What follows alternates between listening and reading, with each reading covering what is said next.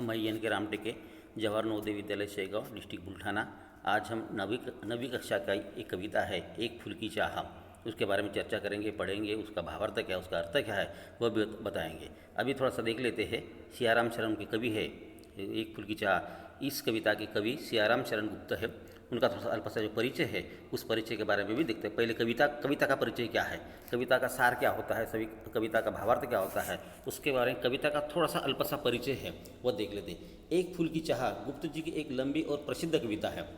प्रस्तुत कविता का एक छोटा सा अंश प्रस्तुत जो कविता है उस कविता का एक छोटा सा अंश है, एक छोटा सा भाग है। ये पूरी कविता छुआछूत की समस्या पर केंद्रित है। यानी जो हमारे समाज में छुआछूत की जो ये है, ऊंच नीच कहेंगे, छुआछूत कहेंगे, जात पात कहेंगे, उनका एक केंद्रीय भाव के तौर पर भी केंद्रीय भाव कहेंगे, केंद्रीय विचार कहेंगे, उस केंद्रीय विचारों पर आधारित ये कविता है। मरने के नज़दीक पहुँचे एक अछूत कन्या के मन में ये इच्छा जाग उठती है कि काश देवी के चरणों में अर्पित किया हुआ एक फूल लाकर कोई उसे दे दे। अभी मान लो कि एक अंतिम समय एक छोटी सी बालिका है, अछूत कन्या छोटी सी बालिका है, उसके एक इच्छा है, ये इच्छा है क्या देवी के चरणों पर चढ़ा हुआ एक फूल है, वह अगर मुझे मिल जाता है तो मेरा जीवन सार्थक हो गया, धन्य होगा, ऐसी उसकी मनोदशा है या मन की विचार है।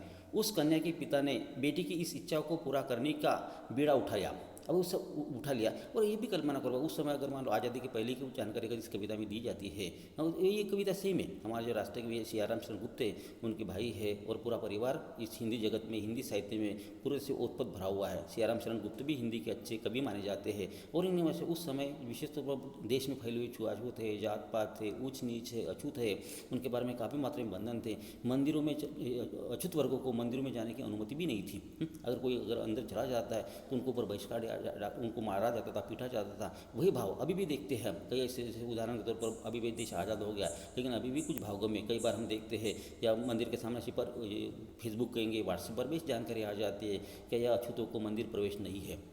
तो कई बार कैसे विचारधारा है, विचार है, वह हमें भी सुनने को मिलते हैं। ये तो आज़ादी की पहले की कविता है। और इन्हें वैसे इस कविता में विशेष तौर पर अछूत लोगों को मंदिर में जाने की प्रवेश अनुमति नहीं थी, लेकिन लड़की चाहती है, वो भी लड़की अंतिम अवस्था तक पहुँचे हैं, चाहे मरना सन्न स्थिति में भी वो आवाज़ दे रही है, उनके मुंह से आवाज़ भी नहीं निकल रहा है, लेकिन फिर भी लड़की कहती अपने पिताजी से, क्या मुझे देवी के चरणों पर चढ़ा गया अगर एक फूल अगर मिल जाता है तो मेरा जीवन धन्य होगा, ऐसी उसकी मनोदशा, मन के भाव है। उस कन्या के पिता ने बेटी की इच्छा को पूरा करने का बीड़ा उठा लिया। वह देवी के मंदिर में जा पहुँचा, देवी की आराधना भी की, पर उसके बाद वह देवी के भक्तों की नज़र में खटकने लगा। मानव मात्र को एक समान मानने की नसीहत देने वाली देवी के स्वर्ण भक्तों ने उस विवश, लाचार, आकांक्षी मगर अछूत पिता के साथ कैसा सलूक किया। क्या वह अपनी बेटी को फूल ला कर दे सका? यह हम सब इस कविता के माध्यम से हम उसको जरूर जानेंगे बेटा। तो देखते कवि का जीवन परिचय। सियाराम शरण गुप्ता का जन्म 4 अक्टूबर 1895 में सेठ रामशरण कनकने के परिवार में चिरगांव झांसी में हुआ था। राष्ट्रकवि मैथिली शरण गुप्त, जिसको मैथिली शरण गुप्त हमें राष्ट्रकवि के तौर पर भी माना जाता है, उनके बड़े भाई थे। उनके पिताजी भी कविता लिखा करते थे। इसी कारण उसे घर में ही कविता पाठ की शिक्षा मिली। आरंभिक शिक्षा पूरी करने के बाद उन्होंने घर में ही गुजराती है, अंग्रेजी है और उर्दू भाषा भी सीख ली है। उनकी पत्नी कहेंगे, पुत्री का भी निधन असमय हो गया था। समय के पहले ही जो छोटी पुत्री थी, पुत्रों का कहेंगे, पत्नी का कहेंगे, किस तरह से असमय उनका निधन हो गया था। इसी कारणवश उनके मन में उनके भाव, दुख है, वेदना है, करुणा है, ये भावों की कविता उन्होंने लिखी है। या करुणा की कविता, दुख की कविता, वेदना की कविता, ये उनके कविता के विषय बन गए हैं। जहाँ जनता की दरिद्रता, कुरीतियों के विरुद्ध आक्रोश, विश्व शांति के विषयों पर उनकी रचनाएं बहुत ही प्रभावशाली साबित हुई है।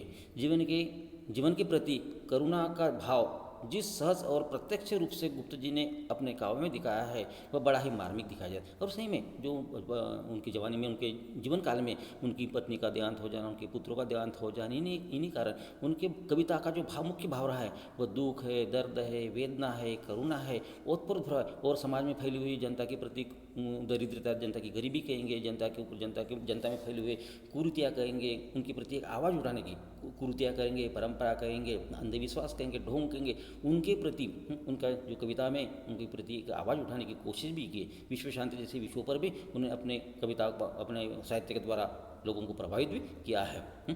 उनके हैं उनका पूरा जीवन करुणा के भाव से भी ओतप्रोत सहज और प्रत्यक्ष रूप से गुप्त जी के काव्य में दिखाई देता है। अभी थोड़ी सी कविता भी देख लेते हैं किस तरह से इस कविता के अंदर देखो ये छोटी सी लड़कियाँ, अभी चित्र में देखो छोटी छोटी लड़कियाँ किस तरह खेल रही है, और बचपन जो 10-12 साल की लड़कियाँ छोटी छोटी खेलती है और खेल कर आनंद लेते हैं। लेकिन इन दिनों में भी उन दिनों में सेमी गाँव में से एक महामारी फैल गई थी, और विशेष तौर पर छोटे छोटे बच्चों को, उदाहरण के तौर पर पहले देवी की बीमारी आ जाती थी, छोटे छोटे बच्चों को सबसे ज़्यादा 12 साल की कम उम्र के जो लड़के कहेंगे, लड़कियाँ कहेंगे, ऐसे छोटे बच्चों के ऊपर महामारी का प्रकोप या कोप कहेंगे काफ़ी हद तक हो जाता था। और इनमें से उनके पिताजी भी कहते थे कि भाई लड़की अपनी बेटी को कहते कि बेटा बाहर खेलने मत जाया करो करके। इन्हीं वजह से अभी भी देखते ना, अभी मान लो उस समय तो महामारी आते थे, कभी कालरा आ जाते थे, कभी चेचक आ जाते थे, चेचक की बीमारी होगी, कालरा की हाइजी की बीमारी होगी, प्लेग की बीमारी होगी, कई ऐसी उन दिनों की बीमारी के नाम अभी भी कहानी किस में सुनाई देते। अभी भी आ गया कोविड-19 की बीमारी आ गई। इस बीमारी में भी छोटे बच्चे हैं और बड़े बुजुर्ग हैं, उनके ऊपर काफ़ी मात्रा में सरकार ने हिदायत दी है। जो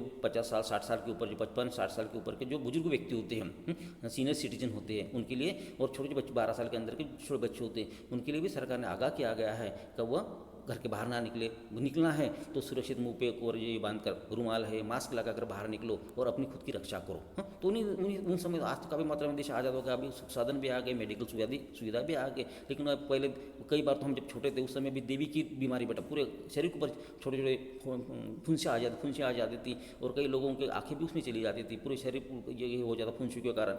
फिर भी अगर देवी के अंत में उस समय से देवी की बीमारी है करके, देवी की बीमारी आकर के लोग देवी की पूजा अर्चा करते थे और उनके सहायता से, लेकिन उसमें कुछ चल भी जाते थे और कुछ बच भी जाते थे बेटा।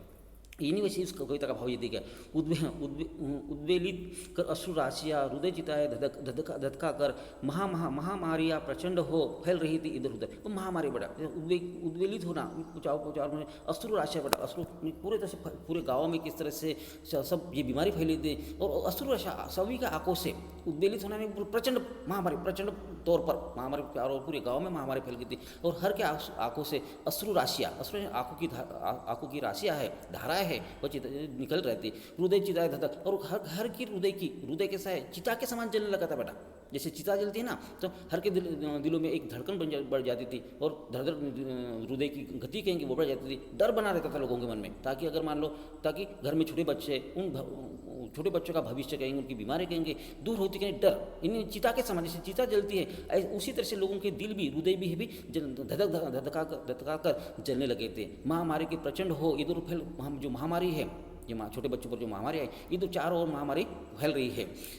शीनकंठ मृत अवस्थाओं को, जब वस्ताएं छोटे बालक मृत अवस्था में छोटे शीनकंठ, ये कमजोर आवाज़ से माँ मर गया, हे भगवान, हे देव, हे देवी, मैं कैसे, हे भैया, हे माता, इस तरह से छोटे छोटे मृतकंठ मरने की अवस्था में जो आवाज़ निकलती, शीन आवाज़ बेटा, कमजोर आवाज़, दुखी कंठ से, कंठ निकला, दुखी कंठ से आवाज़ किस तरह निकलता, मृत छोटे छोटे वत्स है, वैसे बालक है, छोटे छोटे बालकों से किस तरह आवाज़ निकलता है। करुण रुदन से, दुर्दांत निधन, करुण रुदन है रोना बेटा, तो करुणा से भरा उनका रोना है, दुर्दांत नितांत, इतना चारों से आवाज़ आ रहा है। भरे हुए था निज कुशरब, कृष आवाज़, रवान आवाज़, कृष यानी कमजोर शरीर, उनके शरीर कमजोर भी हो चुके थे, और किस तरह से उनके शरीर से आवाज़ निकलता, चारों हाकार और अशांति फैली हुई थी। वो अभी नहीं, अंत में दूसरी 4 पंक्ति में कहेंगे तो पूरा गांव का वातावरण, इसी वजह से तो जो कवि था, कवि इसलिए तो डर रहे हैं, चारों का पूरा गांव में महामारी फैली हुई है, और हर के किससे छोटे छोटे बच्चे, बच्चे ना छोटे बच्चे हैं, मृत अवस्था तक पहुँचे छोटे बच्चे हैं, उनका रुदन आवाज़ है, करुणा भरा उसका रोना है, रुदन का आवाज़, रोने की आवाज़ कहेंगे। तो चारों उसके पूरे शरीर जिससे कमज़ोर हो चुके हैं, और चारों हाहाकार की परिस्थिति, अशांत वातावरण की परिस्थिति निर्माण हो गई थी। और इन्हें वैसे तो कवि जो हमारे हैं, कवि क्या चाहते, बहुत रोकता था खुशियों को, अभी अपनी लड़की के नाम खुशियाँ देकर खुशियों को मैं बहुत रोकना चाहता था कि भाई बाहर खेलने ना जा खेलने को बाहर, और इन्हीं में से कवि चाहते खुशियों को बहुत रोकने की कोशिश करता कि वो बाहर खेलने ना जा खेलने को बाहर, नहीं खेलना रुकता उनका, नहीं ठहरती पल भर वह। अब बिल्कुल जो खुशियाँ है कवि की लड़की है, वो पल भर के लिए भी रुकती नहीं थी, और नहीं पल भर के लिए न रुकती हुई बिल्कुल ठहरती भी नहीं थी, रुकती भी नहीं थी, और घर के बाहर निकल जाती थी।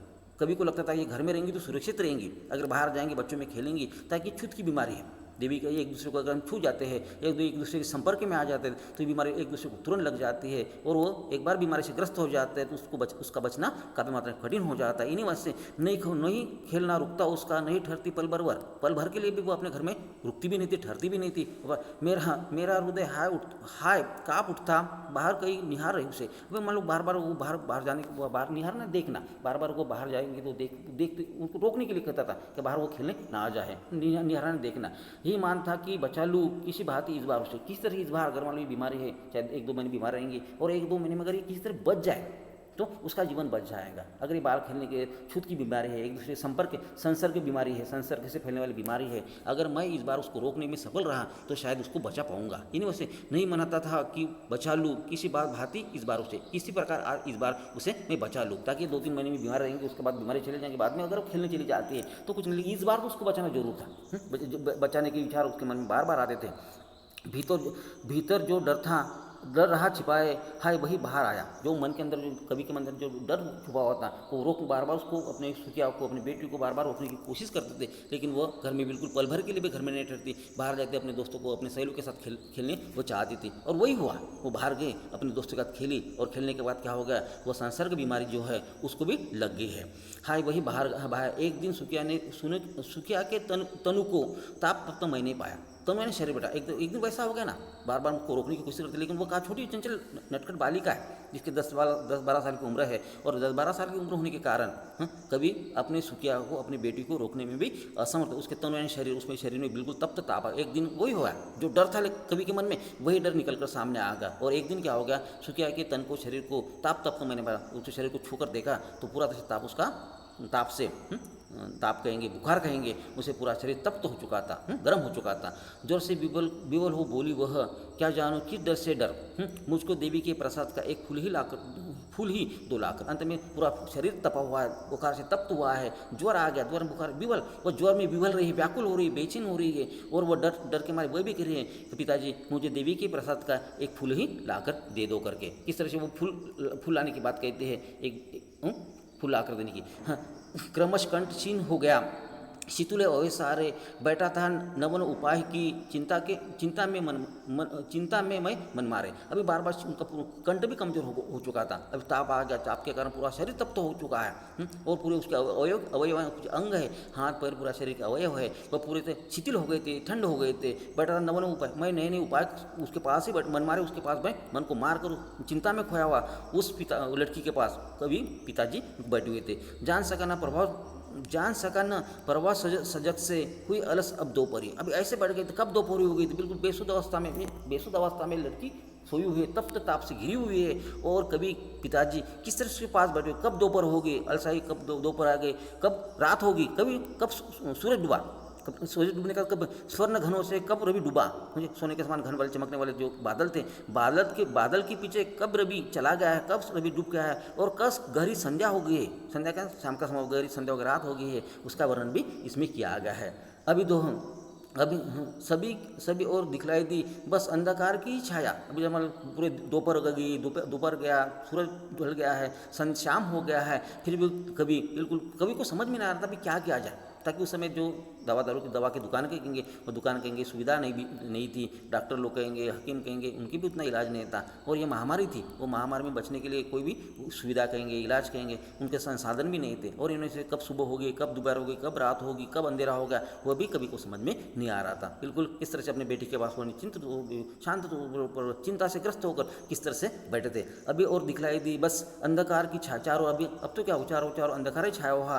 कितना बड़ा तिमिर आया, तिमिर है ना रात्र कहेंगे, अंधकार कहेंगे, तिमिर आया ऊपर विस्तृत महाकाल से, जलते से अंगारों से सुलझी जाती थी आंखें, जगमग जगते तारों से। अभी जगमग तारे कितने शांत, अभी रात होगी, रातों में आसमान में, आकाश में किस तरह से तारे दिखाई दे, लेकिन वह तारे भी लेखक के आंखों को अंगारों के समान, जलते से अंगारों से बेटा, वो तारे भी कवि कहेंगे, कवि के आंखों को आग के समान वो तारे भी क्या हो गए, एक जलन दे रहे, एक दुख दे रहे हैं। इन्हीं से जलते से अंगारों से सुलझ जाना, जैसे आग से पूरा शरीर सुलझ जाता है, उससे उसी तरह से उनकी आंखें भी क्या हो गई, जगमग तारों की शांत रोशनी देखने के बावजूद भी उसके आंखों में ऐसे आंखें जलने लगी थी।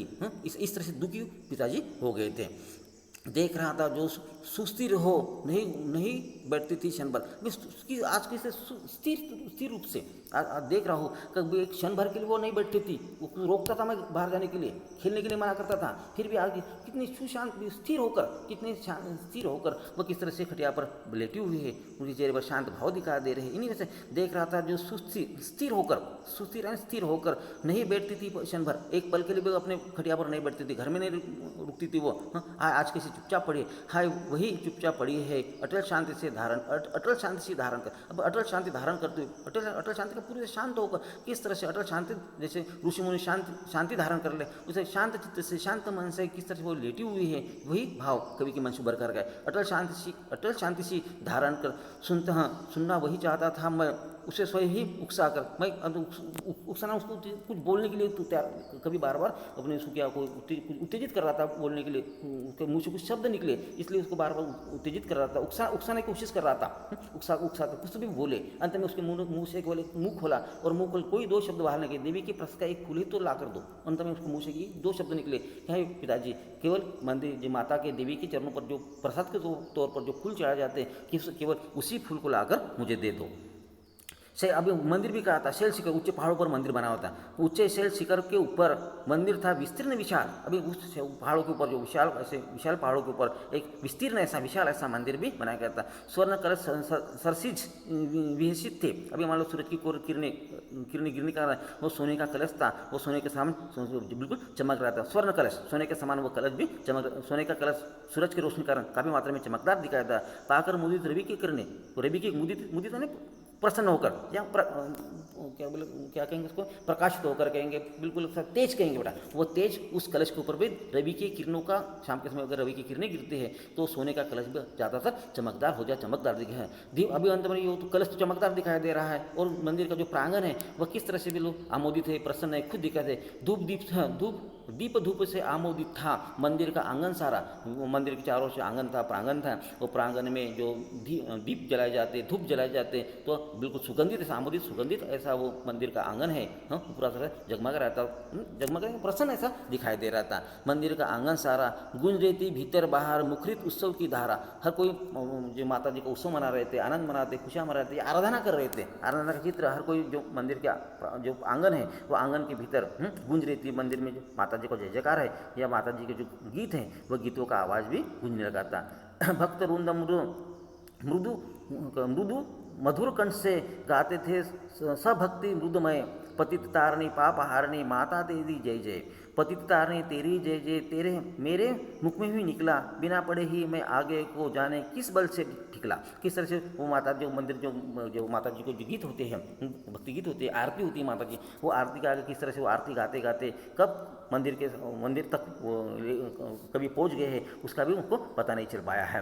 मेरे दीप फूल लेकर वे अम्बा को अर्पित करके दिया पूजा ने प्रसाद, जब आगे की अंजलि भर के उन्होंने मंदिर के जैसे पीछे के लोग आगे मंदिर में प्रवेश करने के लिए जैसे एक रेला आगे बढ़ जाता है, उस रेले के बल से ही किस तरह से कभी भी मंदिर तक पहुंच गए। उन्होंने फूल माला है, दीप जो है वह दीप भी फूल माला कहेंगे, प्रसाद कहेंगे, वो माता देवी के अम्बा देवी को अर्पण कर दिए है। और पुजारी ने भी उस प्रसाद के तौर पर फूल भी अंजलि भर पर अंजलि भर फूल भी प्रसाद के तौर पर भी उनको फूल लौटाए। भूल गया था उसका लेना झट, परम लाभ सा पाकर मैं सोचा बेटी को माँ के ये पुण्य पुष्प दूं जाकर मैं। और जैसे प्रसाद तुरंत हाथ में अंजलि भर जो फूल आ गए थे, हाथ मुझे अंजलि भर फूल के अंजलि भर दोनों हाथों से अंजलि भर का जो भर के जो फूल दिए थे वो झट से उन्हें ले लिए है। और तुरंत अभी बेटी को ये माँ के प्रसाद के पुण्य पुष्प, बेटा पुण्य पवित्र ऐसे फूल है जो माँ के चरणों पर चढ़ा गए, मैं तुरंत लाकर बेटी को दे दूँ।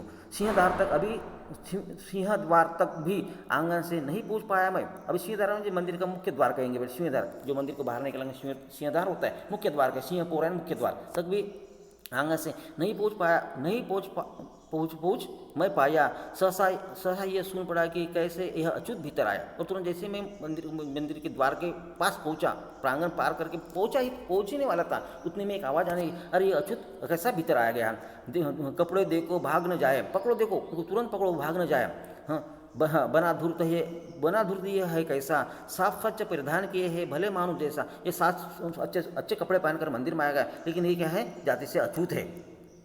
पापी ने मंदिर में घुस कर किया अनर्थ बड़ा भारी, और अंत में आवाज़ आ जाती है। जो कोई पापी अछूत उस समय पापी कहा जाता था, अछूत को, अछूत है, शूद्र है, ऐसे लोगों को मंदिर में जाने के लिए भी अनुमति नहीं थी। और इन्हीं वजह से किस तरह से मंदिर की, जैसे वो पूजा पाठ करने के पश्चात उनके कपड़े देखकर शायद पुजारी को लगा ये स्वर्ण जाति का होगा या उच्च वर्ग का होगा, इन्हीं वजह से। लेकिन जैसे बाहर आ जाते हैं, कुछ लोगों के द्वारा उनको पहचाना जाता है और कहता है ये अछूत है, और यह मंदिर में आकर उन्होंने क्या किया, पूरे मंदिर को अपवित्र कर दिया है। और पापी के मंदिर में घुस कर किया अनर्थ बढ़ा है। और जो पापी है, शूद्र लोगों से पापी कहा जाता था, और शूद्र जो पाप करने वाले हैं इसलिए शूद्र है। जो पुण्यवान करने वाले हैं वो संपन्न है, और जो पाप करते हैं वो अछूत होते हैं, शूद्र होते हैं। इन्हीं में से कहा गया उनको पापी ने शूद्र मंदिर में घुसकर किया अनर्थ बड़ा भारी, कलुषित कर दी मंदिर की चिरकालीन शुचिता सारी। चिरकालीन सदियों से जो परंपरा, शुचिता पवित्रता मंदिर की पवित्रता है, इस अछूत ने क्या कर दी है, भंग कर दी है।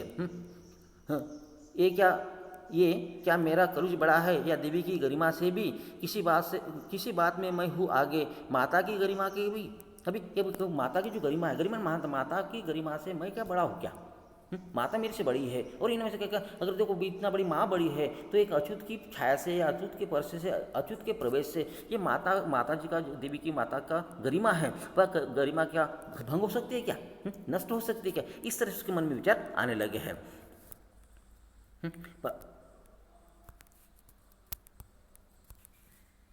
माँ के भक्त हुए तुम कैसे करके ये विचार खोटा, माँ के सम्मुख ही माँ का तुम गौरव करते हो छोटा। अंत में कवि के मन में कैसे माँ कितनी गौरवशाली है, उनकी गरिमा महान है। वो माँ तो कभी भेदभाव नहीं करती, लेकिन ये भक्त है माँ के समान, ये भगवान के समान। बेटा देवी कहेंगे, भगवान कहेंगे, उनके सामने तो सब बराबर है। इसी वजह से कवि के मन में क्या विचार, माँ के भक्त हुए तुम कैसे, जो भक्त है, भक्तों के द्वारा किस तरह से पीटा जाता है, तुम कैसे भक्त हो? माँ ने तो कभी अपने भक्तों को छोटा बड़ा नहीं कहा गया।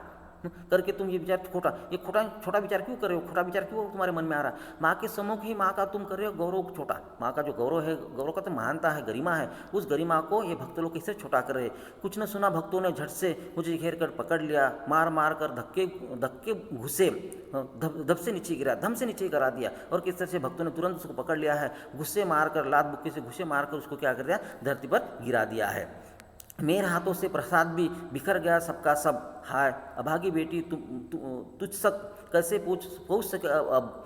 न्यायालय ले गए मुझे वे, 7 दिन का दंड विधान, मुझको हुआ था मुझसे देवी का महान अपमान। अभी अंत में किसी भक्तों ने उसको मारपीट कर दिया, और अंत में केस न्यायालय तक पहुँच गई, और न्यायालय ने उनको कितना 7 दिन का दंड दे दिया है। मैंने स्वीकार किया दंड, वह सिर झुकाकर चुप ही रहा। कैसे चुपचाप रहकर जो दंड दिया था, 7 दिन का दंड दिया था, उस दंड को चुपचाप रहकर खुद कभी ने स्वीकार कर लिया। उस असीम अभियोग दोष का क्या उत्तर देता, क्या कहूँ, 7 रोज ही रहा जेल में, या कि वहाँ सदियों बीती। अभी 7 दिन ही में अंदर का सदियों से, अभी ताकि उनको, उसकी लड़की बीमार थी और 7 दिन का उनको आरोप लगाया गया था, उस आरोप के कारण उनको 7 दिन का दंड दिया गया था। क्या कहूँ, 7 रोज ही रहा हूँ जेल में, या कि वहाँ सदियाँ बीती। अभी मान लो एक दिन, एक पल उनको सदियों के समान, 100 साल के समान बीतने लगा। अविश्रांत वर्षा के भी आके तनिक नहीं रीती, अर्थात जेल में तो 7 दिन तो लगातार रोते रहे, वर्षा रही। अविश्रांत वर्षा के भी आके तनिक नहीं रीती, आके मुझे तनिक थोड़े पल के लिए भी उनके आंखों से आंसू तनिक भी नहीं रुके थे।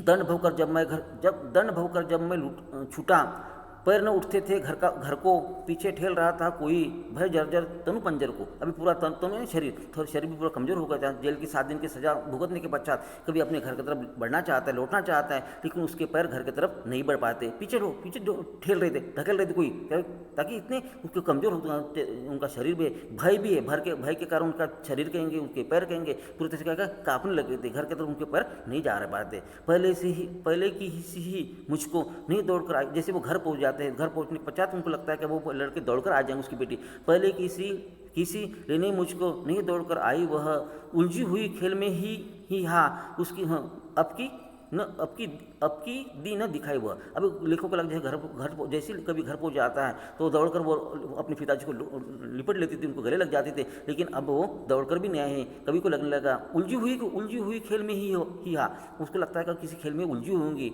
न, नहीं दिखाई दी। और कभी को लगता है वो दिखाई नहीं दी, तो कभी को लगता है शायद वह खेल में उलझी है। उसे देखने मरगट को ही गया दौड़ता हुआ वहाँ, मेरे परिचित बंधु प्रथम ही फूंक चुके थे उसे जहाँ।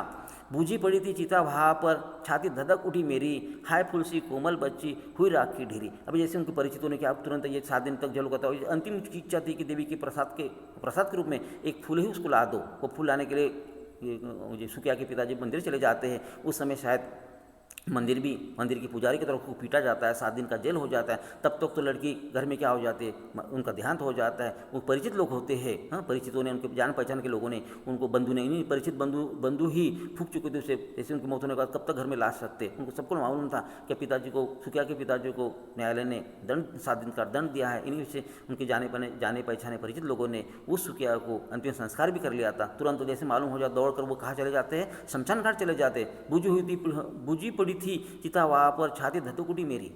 अभी चिता उनका अंतिम समय में भी लड़की की इच्छा पूरी न कर सका, और अभी हाय फूल सी कोमल बच्ची हुई राख की ढेरी। अंतिम बार गोद में बेटी तुझको ले न सका है मैं, हाँ एक फूल माँ का प्रसाद भी तुझको दे न सका। हाँ, अभी किसी हाँ ने दर्द का आवाज़, हे बेटी तुझे अंतिम बार तुझे गोद में भी नहीं ले सका मैं। तेरी जो इच्छा थी माँ का प्रसाद के तौर पर एक फूल लाने की इच्छा थी, वह भी इच्छा मैं आपकी पूरी नहीं कर सका। अभी इसके जो प्रश्न दिए गए हैं वो प्रश्न भी थोड़े से आवश्यक है। महामारी का पहला प्रश्न दिया गया, महामारी अपना प्रजट रूप किस प्रकार दिखा रही थी। पर दूसरा प्रश्न है, पिता सुकिया को कहाँ जाने से रोकता था और क्यों। तीसरा प्रश्न है, सुकिया ने अपने पिता से देवी के प्रसाद का फूल क्यों मांगा। मंदिर की भव्यता और सौंदर्य का वर्णन अपने शब्दों में करो। और दीर्घोत्तर प्रश्न दिए गए, आपके विचार से मंदिर की पवित्रता और देवी की गरिमा को कौन ठेस पहुंचा रहा था और कैसे। दूसरा प्रश्न दिया गया, एक फूल की चाह कविता में देवी के भक्तों को दोहरी मानसिकता उजागर होती है, स्पष्ट कीजिए है।